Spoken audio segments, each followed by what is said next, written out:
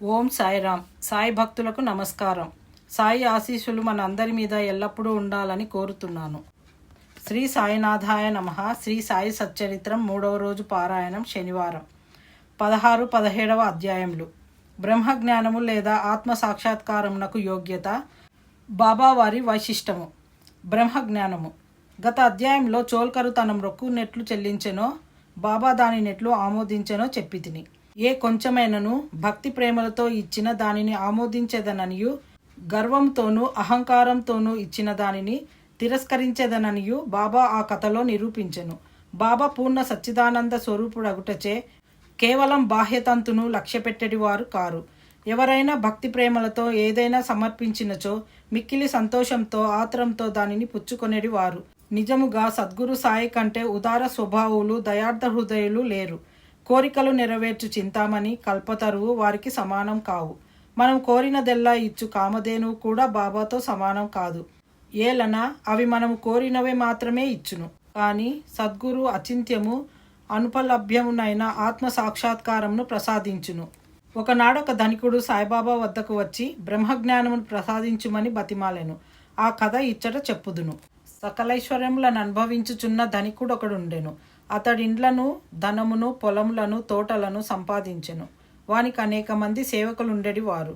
బాబా కీర్తి వాని చెవుల పడగనే షిరిడీకి పోయి బాబా పాదములపై పడి బ్రహ్మజ్ఞానమును ప్రసాదించుమని బాబాను వేడుకొనెదనని తన స్నేహితునితో చెప్పెను.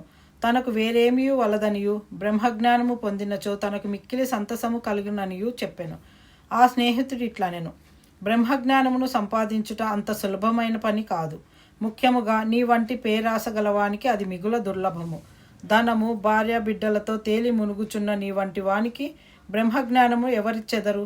నీ ఒక పైసైనను దానము చేయని వాడివే. నీవు బ్రహ్మజ్ఞానమునకై వెదకున్నప్పుడు నీ కోరిక నెరవేర్చు వారెవరు? తన స్నేహితుని సలహాను లక్ష్యపెట్టక రాను పోను టాంగాను బాడుగకు కట్టించుకొని అతడు షిరిడీకి వచ్చెను.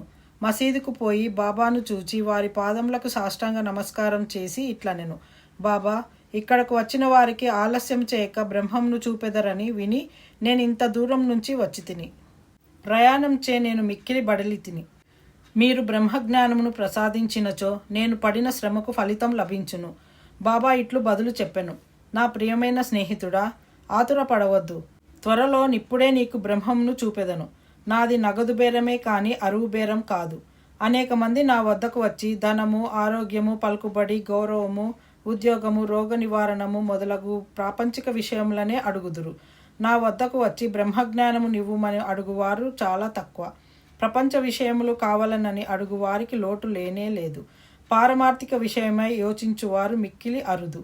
కావున నీ వంటి వారు వచ్చి బ్రహ్మజ్ఞానము కావాలనని అడుగు సమయము శుభమైనది, శ్రేయోదాయకమైనది. కనుక సంతసంతో నీకు బ్రహ్మంను, దానికి సంబంధించిన వానినన్నిటినీ చూపెదను. ఇట్లని బాబా వానికి బ్రహ్మంను చూపుటకు మొదలెడెను. వానిని అక్కడ కూర్చుండుమని ఏదో సంభాషణలోనికి దించెను. అప్పటికాతడు తన ప్రశ్న తానే మర్చున్నట్లు చేసెను. ఒక బాలుని పిలిచి నందు మార్వాడి వద్దకు పోయి 5 రూపాయలు చేబదులు తెమ్మనెను. కుర్రవాడు పోయి వెంటనే తిరిగి వచ్చి నందు ఇంటి వద్ద లేడనియు, వాని ఇంటి వాకిలికి తాళం వేసి ఉన్నదనియూ చెప్పెను. కిరాణా దుకాణుదారు బాలా వద్దకు పోయి అప్పు తెమ్మని బాబా అనెను. ఈసారి కూడా కుర్రవాడు వట్టి చేతులతో తిరిగి వచ్చెను. ఇంతకిద్దరు ముగ్గురి వద్దకు పోగా ఫలితం లేకపోయెను. సాయిబాబా సాక్షాత్ పరబ్రహ్మావతారమే అని మనకు తెలియను. అయినచో 5 రూపాయలు అప్పు చేయవలసిన అవసరమేమి? వారికి అంత చిన్న మొత్తంతో ఏమి పని అని ఎవరైనా అడగవచ్చును. వారికి ఆ డబ్బు అవసరమే లేదు. నందు మరియు బాలా ఇంటి వద్ద లేరని వారికి తెలిసియే యుండును. ఇది అంతయు బ్రహ్మజ్ఞానం కోరి వచ్చిన వాని కొరకై జరిపించి యుందురు. ఆ పెద్ద మనిషి వద్ద నోటుల కట్ట యుండెను. అతనికి నిజంగా బాబా వద్ద నుంచి బ్రహ్మజ్ఞానము కావలసి ఉన్నచో బాబా అంత ప్రయాస పడుతున్నప్పుడు ఊరకనే కూర్చుండడు. బాబా ఆ పైకమును తిరిగి ఇచ్చివేయునని కూడా వానికి తెలియను. అంత చిన్న మొత్తం అయినప్పటికీ వాడు తెగించి ఇవ్వలేకపోయాను. అట్టి వానికి బాబా వద్ద నుంచి బ్రహ్మజ్ఞానము కావాలనట.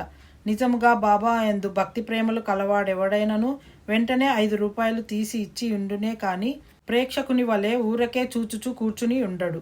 ఈ పెద్ద మనిషి వైఖరి శుద్ధ విరుద్ధంగా నుండెను. వాడు డబ్బు ఇవ్వలేదు సరికదా, బాబాను త్వరగా బ్రహ్మజ్ఞానం ఇవ్వమని తొందర పెట్టుచుండెను. అప్పుడు బాబా ఇట్లనెను: ఓ మిత్రుడా, నేను నడుపుచున్న దానినంతటినీ గ్రహించలేకుంటివా ఏమి? ఇచ్చట కూర్చుండి నీవు బ్రహ్మమును చూచుటకై ఇదంతయు జరుపుచున్నాను.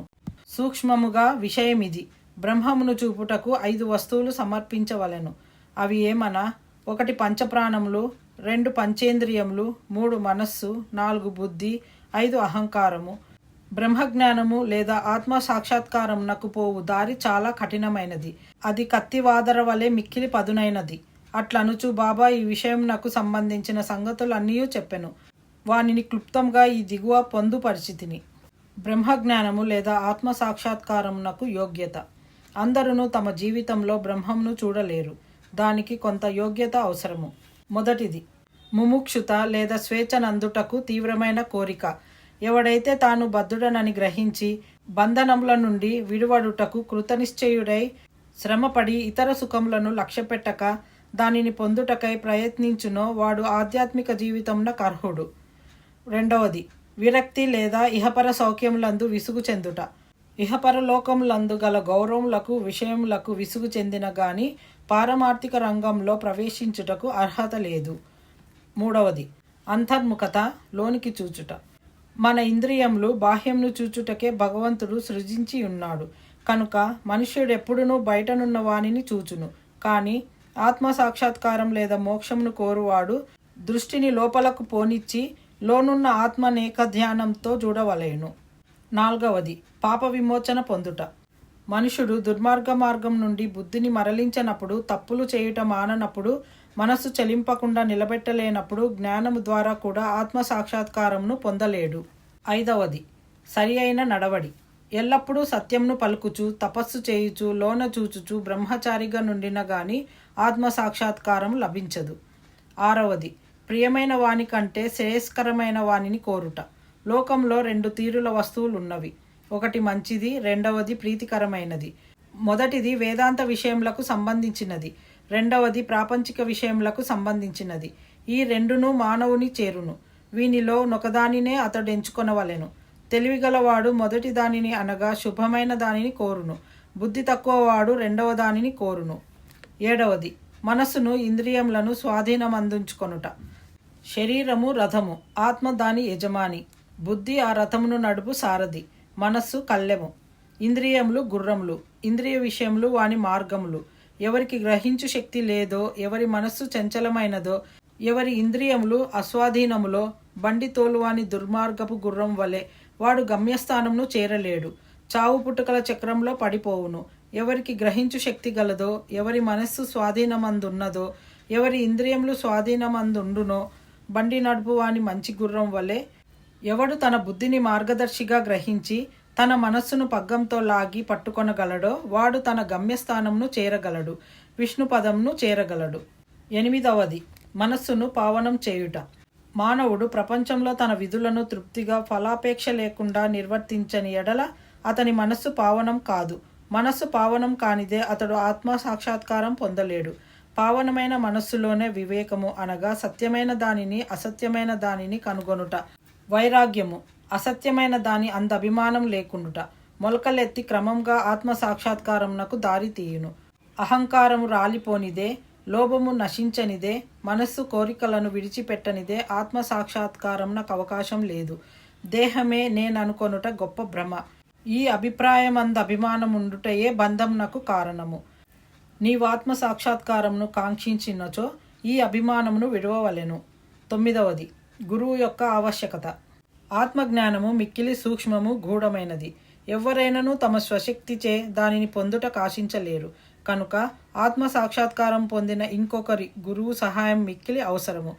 గొప్ప కృషి చేసి శ్రమించి ఇతరులు ఇవ్వలేని దానిని అతి సులభముగా గురువు నుండి పొందవచ్చును. వారు ఆ మార్గం అందు నడిచి ఉన్నవారు కావున శిష్యుని సులభంగా ఆధ్యాత్మిక ప్రగతిలో క్రమంగా ఒక మెట్టు మీద నుంచి ఇంకొక పై మెట్టునకు తీసుకొని పోగలరు. 10వది భగవంతుని కటాక్షము. ఇది అన్నిటికంటే మిక్కిలి అవసరమైనది. భగవంతుడు తన కృపకు పాత్రులైన వారికి వివేకమును వైరాగ్యమును కలగచేసి సురక్షితముగా భవసాగరం నుండి తరింపజేయగలడు.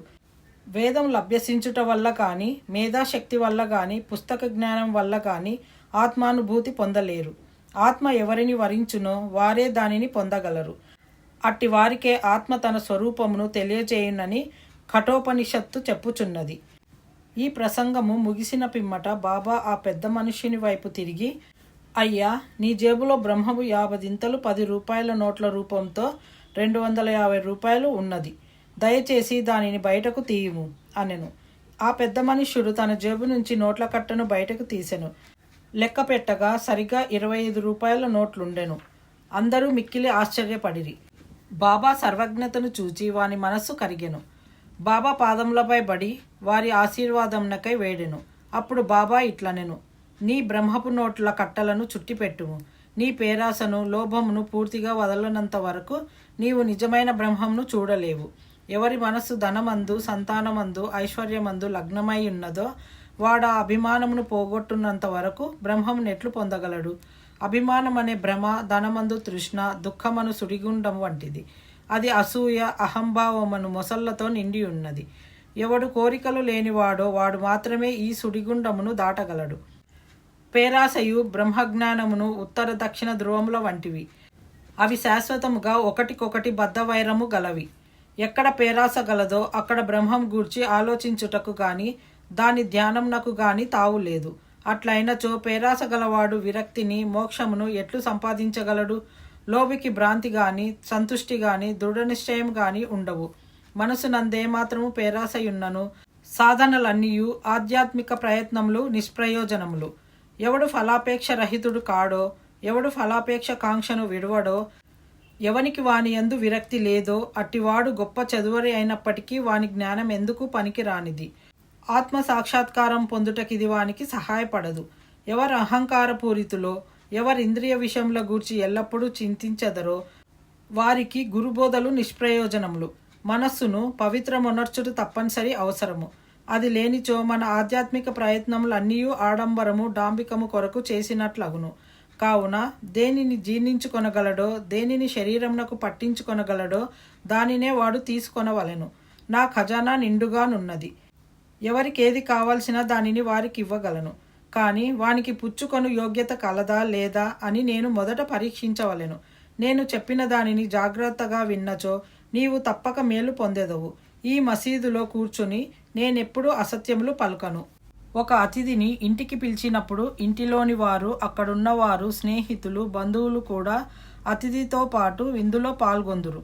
కావున అప్పుడు మసీదులోనున్న వారందరూ బాబా ఆ పెద్ద మనిషినకు చేసిన ఈ ఆధ్యాత్మిక విందులో పాల్గొనిరి. బాబా ఆశీర్వాదములను పొందిన పిమ్మట అతట ఉన్న వారందరూ ఆ పెద్ద మనిషితో సహా మిక్కిలి సంతోషంతో సంతృష్టి చెందిన వారై వెళ్ళిపోయిరి. బాబా వారి వైశిష్ట్యము. అనేక మంది సన్యాసులు ఇండ్లు విడిచి అడవులలోనూ, గుహలలోనూ, ఆశ్రమములలోనూ ఒంటరిగా ఉండి జన్మరాహిత్యంను గాని మోక్షంను గాని సంపాదించుటకు ప్రయత్నించెదరు. వారితరుల గూర్చి ఆలోచించక ఆత్మానుసంధానమందే మునిగి ఉందురు. సాయిబాబా అట్టివారు కారు. బాబాకు ఇల్లు గాని, భార్య గాని, సంతానం గాని, బంధువులు గాని లేరు. అయినప్పటికీ వారు సమాజంలోనే ఉండేవారు. బాబా 4-5 ఇండ్ల నుండి భిక్ష చేసి ఎల్లప్పుడూ వేప చెట్టు క్రిందనే కూర్చొనేవారు. లౌకిక విషయములందు మగ్నులైన జనులకు ఈ ప్రపంచంలో ఎట్లు ప్రవర్తించవలెనో బోధించడు వారు. ఆత్మ సాక్షాత్కారం పొందిన పిమ్మట కూడా ప్రజల క్షేమంనకై పాటుపడు సాధువులు, యోగులు మిక్కిలి అరుదు. అట్టి వారిలో శ్రీ సాయిబాబా ప్రథమ గణ్యులు. కనుక హేమాడ్ పంతు ఇట్లు చెప్పెను, ఏ దేశం నందు సాయిబాబా అను ఈ అపూర్వము, అమూల్యము అయిన పవిత్ర రత్నము పుట్టినదో ఆ దేశము ధన్యము. ఏ కుటుంబంలో వీరు పుట్టిరో అదియూ ధన్యము. ఏ తల్లిదండ్రులకు వీరు పుట్టిరో వారును ధన్యులు. 16-17 అధ్యాయములు సంపూర్ణము. సద్గురు శ్రీ సాయినాథార్పణమస్తు. శుభం భవతు. ఓం సాయిరామ్.